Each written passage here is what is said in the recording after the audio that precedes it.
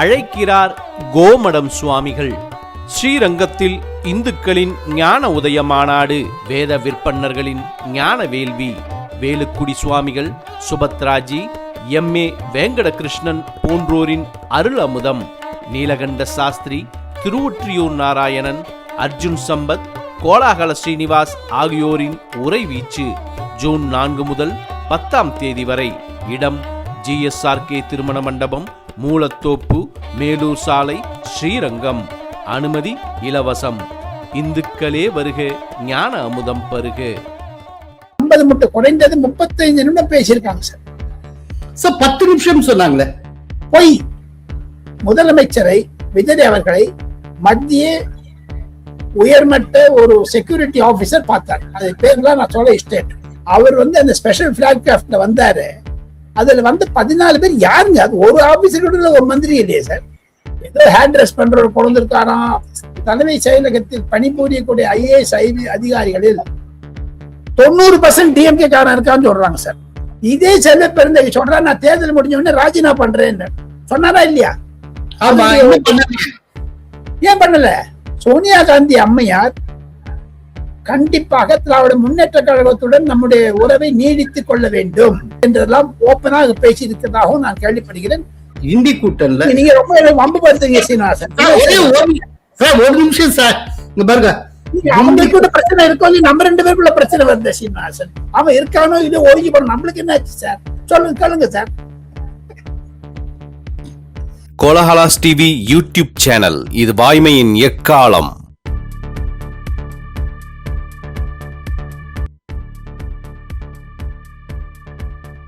வணக்கம் நண்பர்களே. டெல்லி சார்ந்த பல்வேறு பரபரப்பான தகவல்களை நாம் பார்க்க போகிறோம். அவற்றை வழங்குவதில் நிபுணத்துவம் பெற்ற நம்முடைய பத்திரிகை உலக ஜாம்பவான், உங்கள் அபிமான டெல்லி ஆர் ராஜகோபாலன் இப்போது காணொளி மூலம் விவாத அரங்கத்தில் இணைகிறார். வணக்கம் ராஜகோபாலன். நமஸ்காரம் சீனிவாசன். நமஸ்காரம் சார். நமஸ்காரம் சார். சார், எங்க சென்னையிலேருந்து எங்க ஊர் முதல்வர் உங்க ஊருக்கு வந்திருந்தார், டெல்லிக்கு. அவரை மோடியை பார்த்தார், பேசினார். இல்ல என்ன அப்படின்னா, இங்க தகவல் எப்படின்னா, மோடியை அவர் சந்தித்து பேசியது மொத்தம் வெறும் 10 நிமிடங்கள் தான். இந்த 10 நிமிடத்துல ஒரு 5 நிமிஷம் பிளசன்ட்ரிஸுக்கே போயிருக்கும். வாங்கன்னு சொல்றது, அப்புறம் பொக்கே கொடுக்கறது, இவர் சாலை போடுறது, அதுக்கப்புறம் அவர் உட்காருங்கன்னு சொல்றது, இந்த மாதிரியான ஒரு வரவேற்பு சார்ந்த அந்த ஃபார்மாலிட்டிஸ்க்கே போயிருக்கும். மீதி 5 நிமிஷம் தான் அவர் பேசியிருப்பார் விஜய். அதே நேரத்துல மோடி கேரள முதல்வர் சதீசனை அதே நாள்ல சந்திச்சாரு. ஆனால் 40 நிமிடம் பேசி கொண்டிருந்தார். அதனால விஜய ரொம்ப மோடி என்கேஜ் பண்ணல. சோ விஜயனுடைய டெல்லி விசிட் ஒரு தோல்வி அப்படின்னு பரவலாக கூறப்படுகிறது. நீங்க டெல்லியிலேயே இருக்கிற ஜேர்னலிஸ்ட், உங்களுக்கு கிடைச்சிருக்கிற தகவல் என்ன? போலான நேயர்களுக்கும் தங்களுக்கும் என்னுடைய நன்றிகள். பிரதமர் நரேந்திர மோடி அவர்கள் முதலமைச்சர் விஜய் அவர்களை பார்த்தவுடன் மிக மிக அன்புடன் மரியாதையுடன் வரவேற்றார். வணக்கம் என்று சொன்னார். ஹவ் ஆர் யூ என்று கேட்டார் என்றெல்லாம் நான் அந்த புகைப்படக்காரர் மூலமாக கேள்விப்பட்டேன். அவர்கள் முதலில் 4:30 மணிக்கு அப்பாயின்மெண்ட் கொடுக்க வேண்டியது, இவர் 4:15 அங்க போயிட்டார்.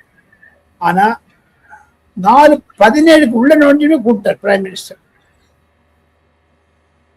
4:50 முட்டை குறைந்தது 35 நிமிடம் பேசியிருக்காங்க சார். 10 நிமிஷம் சொன்னாங்களே, பொய். தவறான தகவல், பொய் தகவல். நான் உண்மையை சொல்லுகிறேன். அருகே இருந்தவுடன் கேட்டது, பேசியது. நான் ஒன்னே சொல்றேன் சீனிவாசன். இப்ப பிரைம் மினிஸ்டர் விஜய்னா தனியா போக மாட்டாங்க சார், 2 சைட்லயும் இருக்கு சார்.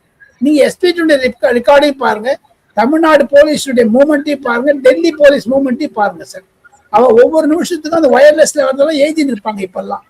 அதெல்லாம் வச்சு பாருங்க, உங்களுக்கு தெரியும். இதெல்லாம் பொய். இது வேண்டும் என்று திராவிட முன்னேற்ற கழகத்தினுடைய ஐடி விங்கோ அல்லது வேண்டாதப்பட்டவர் செய்யக்கூடிய கூத்து தான் நான் நினைக்கிறேன் சார். ஆக மொத்தம் அதை பேசியதில் எனக்கு கிடைக்கக்கூடிய தகவல்கள், ஊர்ஜிதப்படுத்தப்பட்ட தகவல்களை நான் கோலால் நேயர்களிடம் பகிர்ந்து கொள்ள ஆசைப்படுகிறேன். நெதர்லாந்திலிருந்து செப்பு தகடுகளை கொண்டு வந்ததற்கு நன்றி தெரிவித்த முதலமைச்சர் உடனே சொன்னார், பிரைம் மினிஸ்டர், ஜூலை எண்டில் அது வந்துடும், நம்ம let us have a function in Chennai or some other place. அந்த அந்த செப்பு தகடுகளுடைய மகத்துவத்தை பற்றி நான் விழாவாரியாக ட்வீட் பண்ணியிருக்கேன். இருந்தாலும் அந்த கஸ்டம்ஸ் வழியாகவும் கல்ச்சர் டிபார்ட்மெண்ட் வழியாகவும் சில கடித போக்குவரத்து மூலமாக வருவதற்கு 15 நாள் ஆகும் என்று நினைக்கிறேன் என்றெல்லாம் சொல்லி இருக்கிறார்கள். ஒன்று. இரண்டாவது, தங்களுடைய சினிமாக்களுடைய ஸ்கிரிப்ட்ஸ் எல்லாம் பார்த்தேன், ரொம்ப யூ ஆர் வெரி பாப்புலர் அப்படின்லாம் சொல்லியிருக்காரு சிஎம் கிட்ட. அதை தவிர DRDO, defence research development organisation, எதற்கு அப்துல் கலாம் தலைவராக இருந்தாரோ அங்கு இருக்கக்கூடிய ஒரு பிரிவு தமிழகத்தில் அந்த பிரிவை துவக்க வேண்டும். அது 200 கோடி ரூபாய் இன்வெஸ்ட்மெண்ட். பிரைம் மினிஸ்டர் இம்மீடியட்டா ஒத்துனுட்டார். அதுக்கு உடனே ஆபீசர்ஸ் சொல்லியிருக்காரு, அதுக்கான ஆணைகள் கூடிய விரைவில் வரும். ஒன்று. இரண்டாவது, பிரதமர் சொல்லியிருக்கிறார், நான் அந்த விஷயம் அறிந்த வட்டாரங்களிலிருந்து கேள்விப்பட்டது, 2015 டிஃபென்ஸ் காரிடார், இண்டஸ்ட்ரியல் காரிடார் ரெண்டுத்துக்கும் நாங்க 2 ஸ்டேட்ஸ் கொடுத்துருக்கோம், உத்தரப்பிரதேசம் ஒண்ணு, தமிழ்நாடு. அந்த டிஃபென்ஸ் காரிடார்ல ஒண்ணுமே பண்ணல அரசாங்கங்கள். ஒன்று. இரண்டாவது, நீங்க இப்ப DRDO சொல்றீங்களே, அது கண்டிப்பாக நான் தனிப்பட்ட என்னுடைய ரெஸ்பான்சிபிலிட்டி கொடுத்துங்க, I will get it done. அப்படியே இது 2 பேரும் ஆங்கிலத்தில் பேசியதுனால 2 சைட்லயும் அசிஸ்ட் பண்றதுக்கு ஆள் கிடையாது சார். விஜய் தன்னுடைய மந்திரிகளையோ அதிகாரிகளோ அழைத்து கொண்டு போகவில்லை. சீஃப் செக்ரட்டரி அந்த ரிசப்ஷன் ரூம்ல உட்காந்துட்டாரு தவிர உள்ள கூப்பிடல. எமர்ஜென்சிக்காக உட்கார்ந்து இருப்பாங்க எப்பவுமே. அதே மாதிரி பிரதமருடைய செயலாளர் உட்கார்ந்தாங்க. there was no third person. ஆனால் புகைப்படக்காரர்கள் அவர் 7-8 நிமிஷம் இருந்திருக்காங்க. அங்க நிறைய போட்டோ வீடியோ எல்லாம் எடுத்திருக்காங்க. இலங்கை சமாச்சாரத்தை பற்றி பேசும்பொழுது கண்டிப்பாக நான் இதை பற்றி கவனிக்கிறேன் என்று சொல்லி இருக்கிறார். இவ்வளவு 4 கோரிக்கை வச்சா 4 நான் பண்றேன். அதை தவிர அவர் நான் முதலமைச்சராக ஆவதற்கு முன்னதாக சில அமைச்சர்களிடம் பொதுவாக பிரதமரான பிறகு கூட என்னுடைய சக அமைச்சர்களுக்கு முதலில் நான் ஒரு அறிவுரை வழங்குவேன். ஸ்பை கேமரால இருந்து ஜாகிரதையா இருங்க, ஸ்டிங் ஆபரேஷன்ல இருந்து ஜாகிரதையா இருங்க. ஒரு மந்திரி இன்னொரு மந்திரிக்கு லெட்டர் எழுதினா அதை லீக் பண்ணக்கூடாது. 2 பேரும் you must also have orientation course for your ministers. இதை கூட சொல்லியிருக்கார் பிஎம். இதுதான் நடந்தது சீனிவாசன் சார். இதுக்கு நடுவுல பிரைம் மினிஸ்டர் பார்த்துட்டு வந்ததுக்கு அப்புறம் அவர் தங்கி இருந்த தமிழ்நாடு ஹவுஸுக்கு போய் கேபினட் செக்ரட்டரி விஜய சந்திச்சு பேசி இருக்கிறார். அப்புறம் தமிழ்நாட்டில் இருந்து அதுக்கப்புறம் இப்போ சென்ட்ரல் சர்வீஸ் அவுட் பண்ணி டெல்லிக்கு வந்திருக்கக்கூடிய மிஸ்டர் கிருஷ்ணன் IAS அவரை விஜய சந்தித்து பேசியிருக்கிறார். சக்திகாந்த தாஸ் அவர் principal secretary to prime minister, அவரும் போய் மீட் பண்ணியிருக்கிறார். ஸோ பிரதமருக்கு நெருக்கமான பிரதமரை சுற்றி இருக்கக்கூடிய IAS அதிகாரிகள் தமிழ்நாடு ஹவுஸுக்கே போய் விஜய்கிட்ட தனியாக பேசி இருக்கிறார்கள். அதுக்கு என்ன காரணம்? இது நடந்தது மறுநாள் காலையில் 8:30 மணிக்கு நடந்தது. அதை தவிர TV சோமநாதன் நம்பர் மரியாதை நிமித்தமாக சந்தித்து தவிர TV சோமநாதன் TV சோமநாதன் தமிழ்நாடு கேடர் IAS ஆபீசர் தவிர மரியாதை நிமித்தமாக சந்தித்தாலும் பிரதமர் தமிழ்நாட்டிற்கு முக்கியத்துவம் தருவதற்காக பல ஏற்பாடுகளை செய்து வருகிறார் என்பதை சொன்னதை தவிர சில பாயிண்ட்ஸ்கள் நான் எக்ஸ்டர்டே ஐ ஃபர்காட் டு மென்ஷன், இதெல்லாம் நீங்க சொல்லணும் சார், இதெல்லாம் பண்ணி தரணும் சார் விஜய் கூட சொல்லியிருக்கார். அதை தவிர நீங்க சொன்ன மாதிரி எஸ் கிருஷ்ணன், அவருடைய தகப்பனார் சரண்யன் பேர், சரண்யன் கிருஷ்ணன் என்று அவருடைய பெயர், தமிழ்நாடு நிதி செயலாளராகவும் அம்மையார் ஜெயலலிதாவிடமும் ஐயா ஸ்டாலினிடமும் இருந்த பணிபுரிந்தவர். அப்போ டெல்லியில் டிபார்ட்மெண்ட் ஆஃப் இன்ஃபர்மேஷன் டெக்னாலஜி மெய்டியில் இருக்கார். மிக மிக முக்கியமான தொழில். அதை தவிர தமிழகத்திற்கு ஆர்டிபிஷியல் இன்டெலிஜென்ஸ் என்று சொல்லக்கூடிய அமைச்சரவையை அமைத்ததற்காக மத்திய அரசாங்கத்தினிருந்து பாராட்டுகளை தெரிவித்தார் கிருஷ்ணன் விஜயன். அவர்கள் தனிப்பட்ட முறையில் பேசியதை தவிர எனக்கு கிடைக்கக்கூடிய தகவல்கள் இந்த மூன்று அலுவலர்கள் தாங்கள் சொன்ன மாதிரி பிரதம மினிஸ்டருக்கு நெருக்கமாக இருக்கக்கூடிய இவர்களிடம் I have kept one promise, Tamil Nadu is first என்று சொன்னாராம் விஜய் ஃபார் ஹிம். அதே மாதிரி பிரதமரும் இந்தியா ஃபர்ஸ்ட் என்று சொல்லுகிறார்கள். மிக ரகசியமான ஒரு செய்தி, முதலமைச்சரை விஜய் அவர்களை மத்திய உயர்மட்ட ஒரு செக்யூரிட்டி ஆபீசர் பார்த்தார். அது பேர்லாம் நான் சொல்ல இஷ்டம். எது தொடர்பா பார்த்திருக்காரு? உள்துறை சம்பந்தமாக எல்லா தொடர்பும் இருக்கு. அதை பத்தி நீங்க நிறைய கேட்க ஆரம்பிச்சு நிறைய சொல்ல வேண்டியதா இருக்கும். ஒண்ணுமே அது ஒரு வெரி இன்ட்ரெஸ்டிங் மீட்டிங் சார். அது எப்பவுமே புதுசா வரக்கூடிய சீஃப் மினிஸ்டருக்கு ஒரு பிரீஃபிங் நடக்கும் சீனிவாசன். உலகத்தினுடைய பாதுகாப்பு, இந்தியாவுடைய பாதுகாப்பு, பாதுகாப்பு ரிலேட்டட் சமாச்சாரத்தை பார்த்துக்கார். குறைந்தது அரை மணி நேரம் பேசியிருக்கிறார்கள் சார். அதே நேரத்துல விஜய் அமித்ஷாவை சந்திக்க முயற்சி செய்திருக்கிறார். ஒரு 5:30-6 மணி வாக்குல எனக்கு அப்பாயின்மெண்ட் கொடுக்க முடியுமான்னு கேட்டிருக்காங்க. பட் அமித்ஷா சைட்ல அப்பாயின்மெண்ட் கொடுக்கல. பட் அதே நாள் அமித்ஷா கேரள முதல்வர் சதீசனை சந்தித்திருக்கிறார். கோவாவுடைய முதல்வர் பிரமோத் சாவந்த் சந்தித்திருக்கிறார். நாகாலாந்து கவர்னரை சந்தித்திருக்கிறார்.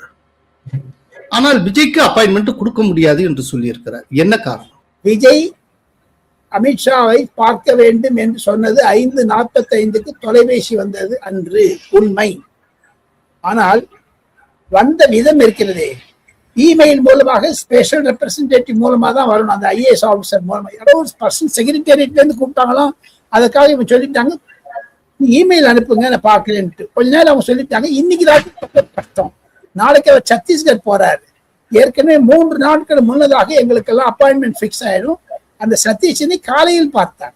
அதை தவிர இங்க பார்க்கணும்னா கூட ஒரு 1 hour கொஞ்சம் அட்வான்ஸ் சார்ஜ் கொடுக்கறது எங்களுக்கு கஷ்டமா இருக்கும். நான் அமித்ஷாவுடன் பேசிட்டு சொல்றேன்னு அந்த செயலாளர் சொல்லியிருக்கிறார். முதலமைச்சருடைய செயலாளரிடம் அமித்ஷாவுடன் பேசிய பிறகு சொல்லியிருக்கிறார் இன்றைக்கு பார்க்க முடியாது, ஜூன் 11 வரும்போது கண்டிப்பாக நான் பார்க்கிறேன். நிதி ஆயோக் கூட்டத்திற்கு விஜய் அவர்கள் வருகிறார் நான் கேள்விப்பட்டேன். அமித்ஷா சொல்லியிருக்கிறார் தன்னுடைய செயலாளரிடம். விஜயனுடைய செயலாளர் சொல்வதற்காக முதலமைச்சர் செயலாளர் 11 let us have a meeting என்று சொல்லிக்கிறார். அதை தவிர இன்னொன்னு சொல்றேன் சீனிவாசன், அவன் என்கிட்ட சொன்னதை நான் ஒரு ரியல் ப்ராப்ளத்தை நான் சொல்றேன். விஜய் அவர்கள் அப்பாயின்மெண்ட் கேட்ட உடனேயுமே புரோட்டோகால் இருக்கு. அதுக்கு ஒரு செட் ஆஃப் புரோட்டோகால். யார் கூட வருவாங்க, எந்த வண்டியில வருவாங்க, அந்த வண்டி நம்பர், அவரோட வரக்கூடிய எத்தனை வண்டி வரும் கான்வாய். ஏன்னா அமித்ஷாவுடைய அலுவலகமோ இல்லமோ 25 கார்களுக்கு மேலே இருக்கிறது, பார்க் பண்றது கஷ்டம். ரோட்லயும் பாஸ் பண்ண முடியாது, டிராபிக் இருக்கும். முதலமைச்சருக்கு 12 கார்கள் என்று சொன்னார்கள். அதற்கு முன்னதாகத்தான் தாங்கள் கூறியது மாதிரி வேறொரு முதலமைச்சர் வந்து போனதுனால அவங்க சொல்லிட்டாங்க எங்களுக்கு கார் பார்க்கிங் ஸ்பேஸ் எல்லாம். அதெல்லாம் அந்த புரோட்டோகால் ஆபீஸருக்கு எல்லாம் தெரியும் சீனிவாசன், எல்லாமே தெரியும். புரோட்டோகால் என்ன வேணாலும் தெரியட்டும். புரோட்டோகால் தெரிஞ்ச நிலையில விஜய் என் கூட ஒரு 12 வண்டி வருதுன்னு விஜய் தரப்புல சொல்லியிருக்காங்க. 7 மணிக்கு அப்பாயின்மெண்ட் வேணும்னு சொல்லி 5:30 மணிக்கு கேட்டிருக்காங்க. இதெல்லாம் விஷயம் தெரிஞ்சு பண்ண மாதிரியே தெரியலையே. அவங்களுக்கு ஆர்கனைஸ் பண்றதுக்கே தெரியாமல் ஒரு நாலேஜ் பண்ண மாதிரில இருக்கு. தாங்கள் கேட்டது உண்மை, தாங்கள் செல்வது உண்மை. விஜயனுடைய அலுவலகத்திற்கு முதிர்ச்சி பெற்ற உதவியாளர்களும் ஐஏஎஸ் ஆபீசரும் தேவை என்பதைத்தான் டெல்லி வட்டாரங்கள் என்னிடம் தெரிவிக்கின்றது. சார், இத்தனைக்கு விஜய் கூட சீஃப் செக்ரட்டரி சாய்குமார் வந்திருக்காரு. பல ஐஏஎஸ் அதிகாரிகள் கூட தானே சார் இருந்தாங்க. அவங்களுக்கு எல்லாம் தெரியாதா? ஒன்னும் கைட் பண்ணலையா? இல்லாட்டி இவர் அவங்கள்ட்ட எந்த ஐடியாவும் கேட்கலையா? அது ரெண்டுமே இருக்கும். அதை தவிர 3வது விஷயமாக நான் சொல்லுகிறேன், விஜய்க்கு இன்னும் ஒரு புரிதல் வேண்டும். மத்திய அமைச்சர்களிடம், மாநில அமைச்சர்கள் எல்லாத்தையுமே ஒரு ஜெனரலா அவர் புதியதாக இருக்கிறதுனால நம்ம எலெக்ட் பண்ணி வந்திருக்காங்க. பேபி ஸ்டெப் வைக்கிறார் இப்பதான் முதல்ல தன்னுடைய முதலமைச்சர் என்ற ரீதியில். ஒன்னே ஒன்று கேட்கிற சீனிவாசன், அவர் அந்த ஸ்பெஷல் பிளாக் கிராஃப்ட்ல வந்தாரு.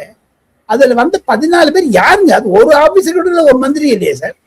ஏதோ ஹேண்ட் ட்ரெஸ் பண்றவர் கொண்டிருக்காராம், அப்புறமா அவருடைய உதவியாளர்கள் எல்லாம் கொண்டிருக்காராம். என்ன சார் அவங்க பிரைவேட் இண்டிகேஷன்லயோ இல்ல ஏர் இந்தியாலயோ இல்ல ஸ்பேஸ் ஜெட்லயோ இண்டிகோல வர முடியாது. இன்னொன்னு ஒரு பெரிய இன்ஃபர்மேஷன் நான் சொல்லணும்னு ஆசைப்படுறேன் சார். நான் சில அதிகாரிகளிடம் இது கேள்விப்பட்டது. தமிழ் வெற்றி கழகத்தினுடைய தலைவர்களிடையே ஒரு ஆதங்கம் இருக்கிறது. தமிழகத்தில் இருக்கக்கூடிய IAS IPS அதிகாரிகள், தமிழக தலைமை செயலகத்தில் பணிபுரியக்கூடிய IAS அதிகாரிகளில் 90% DMK காரன் இருக்கான்னு சொல்றாங்க சார். ஓகே ஓகே, அவரை வந்து மிஸ்கைட் பண்றதுக்கு நிறைய பேர் இருக்காங்க, நிறைய வாய்ப்பு இருக்குங்கிறீங்க. எஸ். பட் இதுக்கு மத்தியில விஜயனுடைய கூட்டணி கட்சியை சேர்ந்த முக்கிய தலைவர்கள் ராகுல் காந்தி, சோனியா காந்தி, பிரியங்கா, இவர்களே அவரை சந்திப்பார்னாங்க. அவங்களோட லஞ்சுக்கு போவார்னு சொல்லிட்டு இருந்தாங்க. பட் ஒண்ணுமே நடக்கலையே. உண்மை. ராகுல் காந்தி அப்பாயின்மெண்ட் கொடுக்கலைங்கிறாங்க, சோனியா காந்தியும் சந்திக்கலைங்கிறாங்க. ஏன் இவ்வளவு தூரம் போயிட்டு தன்னுடைய தோழமை கட்சி தலைவர்கள் சந்திக்காமலே திரும்பினார் விஜய்? உண்மை உண்மை உண்மை. அதுல வந்து 3 குறிப்புகளை சொல்ல ஆசைப்படுகிறேன். ஒன்று, என்னைக்கு சீஃப் மினிஸ்டர் டெல்லிக்கு வந்திருந்தாரோ அன்றுதான் DK சிவகுமார் பெயரை அறிவிப்பதற்காக பல கூட்டங்கள் நடந்தது. பல முறையான ஒரு ரகசிய கூட்டங்கள் காங்கிரஸ் தலைவர்களிடையே இருக்கக்கூடிய ஒரு கூட்டங்கள்லாம் நடந்தது. அதனால டைம் இல்லை. அதே மாதிரி தான் 6 மணிக்கு தான் கேட்டுருக்காங்க இவங்க கிட்டயும். சார் மார்னிங்ல இருந்து 6 மணி மட்டும் என்ன பண்ணியிருந்தாங்க சார் சீஃப் மினிஸ்டருடைய ஆளுங்க? அமித்ஷா விட்டுருங்க, ராகுல் காந்தியுடைய செயலகத்துக்கு கூப்பிடுறது ஏன் 6 மணிக்கு வேலை கூப்பிடுறாங்க? முதல்ல சீஃப் மினிஸ்டர் என்ன பண்ணாரு தெரியலையே. தெரியலையே. அதுதான் இருக்கு. அதை தவிர ஒண்ணு சொல்றேன். 3 பாயிண்ட் சொல்றேன். 2வது பாயிண்ட், ராகுல் காந்தி கண்டிப்பாக பார்த்து பேச வேண்டும் என்று மிக மிக ட்ரை பண்ணி, ஆனா அவர் வந்து சித்தராமையாவுக்கும் DK சிவகுமாருக்கும் இடையே ஒரு பெரிய வாக்குவாதத்தை தவிர சமாதானத்தை முயற்சி செய்யும் பொழுது தன்னுடைய அட்டென்ஷன்லேருந்து டைவெர்ட் பண்ணக்கூடாதுன்னு, ஆனா அவரை பார்ப்பதற்காக நிறைய முயற்சி செய்தது பிரவீன் சக்கரவர்த்தி போன்றவர்கள். அவருக்கும் ராகுல் காந்தி அவருக்குமே டைம் கொடுக்கல இவரை பார்க்க வைக்கிறதுக்கு, விஜயை பார்க்க வைக்கிறதுக்கு. ஆக மொத்தம் 3வது கருத்தாக ஒரு ஸ்பெஷல் இன்ஃபர்மேஷன் உங்களுக்கு சொல்ல போறேன் சார். நீங்க கொஞ்சம் அதை உன்னிப்பா கேளுங்க. உங்களுக்கு சந்தேகம் தான் இந்த கருத்தை பதில் சொல்றேன். சோனியா காந்தி அம்மையார் கண்டிப்பாக திராவிட முன்னேற்ற கழகத்துடன் நம்முடைய உறவை நீடித்துக் கொள்ள வேண்டும். இந்திய அலைன்ஸ்ல அவங்க இருக்கணும். 2029 அவங்களுடைய தயவு தேவை, ஒத்தாசை தேவை, அவங்களுடைய பாப்புலாரிட்டி தேவை. நீண்ட காலமாக இருந்திருப்பது அவருடைய தகப்பனார் கருணாநிதி மூலமாக தொடர்பு இருப்போம். துண்டித்தது தவறு என்றெல்லாம் ஓப்பனாக பேசி இருக்கிறதாகவும் நான் கேள்விப்படுகிறேன். அதனால தான் பிரியங்கா காந்தி கூட சோனியா காந்தியுடைய ஒப்பீனியன் கேரி பண்றாங்க. DMKோட நம்ம இருக்கணும், அதனால கூட கொடுக்காத இருந்துக்கலாம் சீனா. ஓ, அப்படின்னா விஜயோட தான் இனி தொடர்ந்து நாம அலையன்ஸ்ல இருக்கணும்னு ராகுல் காந்தி சொல்லுகிறார். ஆனால் சோனியா காந்தி இன்னும் ஃபுல்லா கன்வின்ஸ் ஆகல. DMKயோட தான் நம்ம தொடரணும் அப்படின்னு அவங்க நினைக்கிறாங்க. சோ இவங்களுக்கு இடையில இருக்கிற இந்த முரண்பாடுகளினாலேயே விஜய்க்கு அப்பாயின்மெண்ட் கிடைக்காம போயிடுச்சோ? அது ஒரு காரணமாக இருக்கக்கூடும். ஒன்னொன்னு கேட்கிற சீனிவாசன், ஒரு சின்ன எக்ஸாம்பிள் உங்களுக்கு தானே. இந்த குளறுபடிகள் நடக்கும் பொழுது தேர்தலுக்கு முன்னதாக தேர்தலுக்கு பின்னதாக இதே செல்வ பெருந்தகை அவர்கள் கருணாநிதியுடைய மகன் MK ஸ்டாலினுக்கு மாலை போட்டார். 5ஆம் தேதி காத்தால் இவங்களே போய் மாலை போடுறாங்க விஜய்க்கு. இதே செல்வ பெருந்தகை சொல்றா, நான் தேர்தல் முடிஞ்ச உடனே ராஜினாமா பண்றேன்னு சொன்னாரா இல்லையா? ஏன் பண்ணல? அவர் ராஜ்யசபா மெம்பரா போறாரு. அப்ப வந்து திமுகவுக்கு போகக்கூடாதுன்னு நினைக்கிறாரு. அப்ப காங்கிரஸ் பி சிதம்பரம் பண்ண முயற்சி என்ன ஆகும்? பி சிதம்பரத்துடைய கருத்தை தானே சோனியா காந்தி அம்மையார் வரவேற்கிறார். அதே பி சிதம்பரம் இப்ப வந்து விஜய் வந்தது வரவேற்கிறாரு. முதல்ல வாண்டான்னு சொன்னாரு. என்ன சார் கான்ட்ரடிக்ஷன் சீனிவாசன்? சார் இப்ப எனக்கு ஒரு டவுட் சார். இந்தி கூட்டல்ல DMK இருக்கா இல்லையா, இல்லாட்டி இந்தி கூட்டல்ல காங்கிரஸ் இருக்கா இல்லையா சார்? விஜய் வர போறா இல்லைன்னு கேளுங்க முதல்ல. விஜய் வராரா இல்லையா கேளுங்க முதல்ல. சரி, இந்தி கூட்டல்ல விஜய் இருக்காரா இல்லையா? நீங்க சொல்லுங்க. இல்லை, எனக்கு ஒண்ணும் புரியல சார், ஒரே குழப்பமா இருக்கு. நீங்க டெல்லியில இருக்கிற ஆளு சார், கொஞ்சம் இருக்க, நீங்க டெல்லியில இருக்கிற ஆள் சார், நீங்க குழப்பத்தை தீர்த்து வைக்கணும் சார். சோனியா வீட்டு பக்கத்திலேயே இருக்கீங்க நீங்க, அதனால சொல்லுங்க. இப்போ திமுக இண்டி கூட்டணி இல்ல, கனிமொழி கடுதா லெட்டர் போட்டாங்க ஓம் பிர்லாக்கு, நாங்கெல்லாம் தனியா இருக்கோம் அப்படின்னு, தூரகம் போயிடுறோம், காங்கிரஸோட இருக்க மாட்டோம், ஸ்நானப்பிராப்தி கிடையாதுன்னு சொல்லிட்டாங்க சார். சீட் எல்லாம் இருக்கை ஆர்டர் எல்லாம் மாத்தி வைக்க சொல்லிட்டாங்க. காங்கிரஸ்காரங்க பக்கத்துல உட்காரவே பிடிக்கல அப்படின்ட்டாங்க. ஆமா ஆமா ஆமா. அதே நேரத்துல சோனியா காந்தி டிஎம்கேயோட அலையன்ஸ் வைக்கணும் 2029 அப்படின்னு விரும்புறாங்க. ஆனால் 2029 விஜயோட போகணும் ராகுல் நினைக்கிறார். ஆமா. ஆனால் விஜய்க்கு ராகுல் அப்பாயின்மெண்ட் தரல. ஆமா. என்ன சார் இப்ப யாரு? இப்ப எனக்கு ரொம்ப எளிமையான கேள்வி சார். ஒரே ஒரு விஷயம், இந்தி கூட்டணில நீங்க ரொம்ப வம்பு படுத்துங்க சீனிவாசன். ஒரு நிமிஷம் சார், இங்க பாருங்க, அவங்களுக்கு கூட பிரச்சனை இருக்கும், நம்ம 2 பேருக்குள்ள பிரச்சனை வருது சீனிவாசன். அவன் இருக்கானோ இது ஒழுங்கி போன, நம்மளுக்கு என்ன ஆச்சு சார்? சொல்லுங்க சார். சார் இப்போ 3 கேள்வி சார்.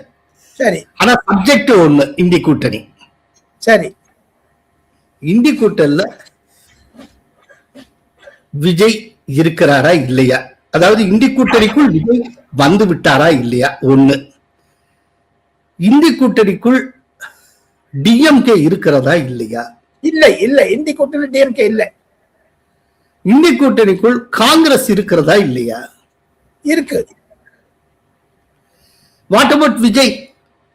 6ஆம் தேதி முடிவு பண்ணுவார். 6ஆம் தேதி டெல்லியில் அனைத்து இந்தி கூட்டணியுடைய தலைவர்கள் சந்திக்க இருக்கிறார்கள்.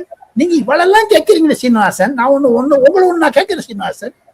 நீங்க திமுக விஜய் இல்ல சார், விஜய் வந்து வரமாட்டேன்ட்டார் சார் இந்தி கூட்டணியில. அவருக்கு ஒரு இதுவே கிடையாது, பார்ட்டிசிபேஷனே கிடையாது. இவ்வளவு சொல்றீங்களே இந்தி கூட்டணி பத்தி. மம்தா பானர்ஜி இருக்காலும் கேட்டியே, நீங்க ஏன் கேட்கல? நம்ம சிபிஎம் இருக்கா இல்லையான்னு கேரளாவில் தோல்வி அடைந்த பிறகு எத்தனை வாயில வராத பற்றிலாம் பேசினாங்க ராகுல் காந்தி. அவன் எப்படி வந்து உட்காந்து பாருங்க சொல்லுங்க. ஆக மொத்தம் மம்தா பானர்ஜி அகிலேஷாவது இருக்காரா இல்லையான்னு கேளுங்க முதல்ல. நீங்க விஜய்க்கு போயிட்டாலே. இத்தனை கன்ஃபியூஷன் இருக்கு. இந்த நடுவுல ராகுல் காந்திக்கு கான்சென்ட்ரேஷன் இருக்கணும் சதீஷன், சித்தராமையா, விஜய். அவர் நினைக்கிறார் இந்த 3 ஸ்டேட்டையும் பாத்தீங்கன்னா 100 சீட் வந்துடலாம், அவர் வந்து ஒரு பகல் கடவுள் இருக்கார், பிரைம் மினிஸ்டர் ஆயிடுவேன். சார் இப்போ உங்க ஃபேவரட் ஏரியா செய்தி துளிகள். சீனிவாசன், செய்தி துளி 1.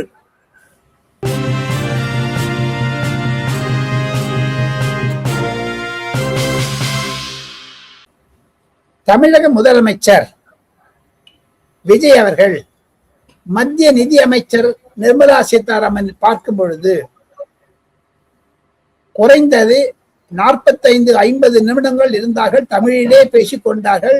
அவருக்கும் இந்த மாதிரி சால்வை கொடுத்தும் பூச்செண்டு கொடுத்தும் மரியாதை செய்வித்தார். அதற்கு பதிலாக நிர்மலா சீதாராமன் சில புத்தகங்களை கொடுத்து மரியாதை செய்தார். தவிர நிர்மலா சீதாராமன் சுட சுட ஒரு காஃபி ஒன்று கொடுத்தாங்க. அதை தவிர காஃபி கொடுக்குறேங்க சொல்றது தவிர, பிளீஸ் ஒன்னு அண்டர்ஸ்டாண்ட் பண்ணீங்க, எனக்கும் முதலமைச்சராக இருந்த மு.க. ஸ்டாலினுக்கும் நடையே இருந்த ஒரு ட்விட்டர் எக்ஸ்சேஞ்ச், அந்த மொபைல் போன்ல காமிச்சாங்க விஜய் கிட்ட. தமிழ்நாடுடைய பைனான்சியல் பொசிஷனை பத்தி நான் ஏற்கனவே சொல்லியிருக்கேன். அப்ப விஜய் சொல்லியிருக்காரு, ஜூன் 15 தேதி வாக்கில் நாங்க சட்டசபையை கூட போறோம், நாங்க வந்து ஒரு வெள்ளை அறிக்கை கொடுக்க போறோம். தமிழ்நாடு பட்ஜெட்ல வந்து 30% வந்து கட்டு வந்து 10% மந்திரிக்கு போறது, 20% கட்டு வந்து ஸ்டாலின் வீட்டுக்கு போறது நான் பப்ளிக் மீட்டிங்ல சொல்லியிருக்கேங்கிறதெல்லாம் நினைவுபடுத்தின பிறகு நிர்மலா சீதாராமன் சொல்லியிருக்காங்க, நீ ஒரு பாயிண்ட மிஸ் பண்ணிட்டீங்க விஜய். தமிழ்நாடு அரசாங்கம் 2021 2024 வரை இந்த 4 வருடங்களில் ரிசர்வ் வங்கியிலிருந்து ஓவர் டிராஃப்ட் கடன் வாங்கி பட்டியலையும் கொடுத்தார். நீங்க வந்து வெள்ளை அறிக்கை கொடுக்க போறேன்னு சொல்றீங்களே, இந்த பாயிண்ட்ஸ் எல்லாம் கொஞ்சம் சேர்த்துங்க.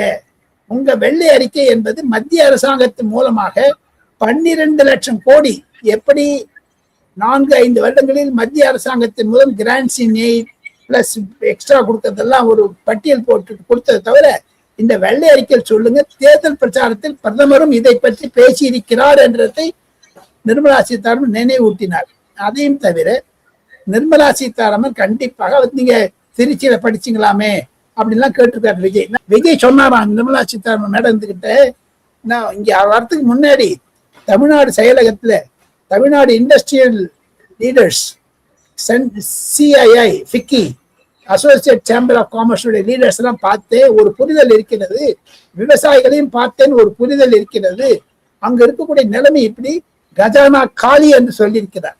இதுதாங்க ஒரு நடந்த செய்தி துளி ஒன்று. ராஜகோபாலன்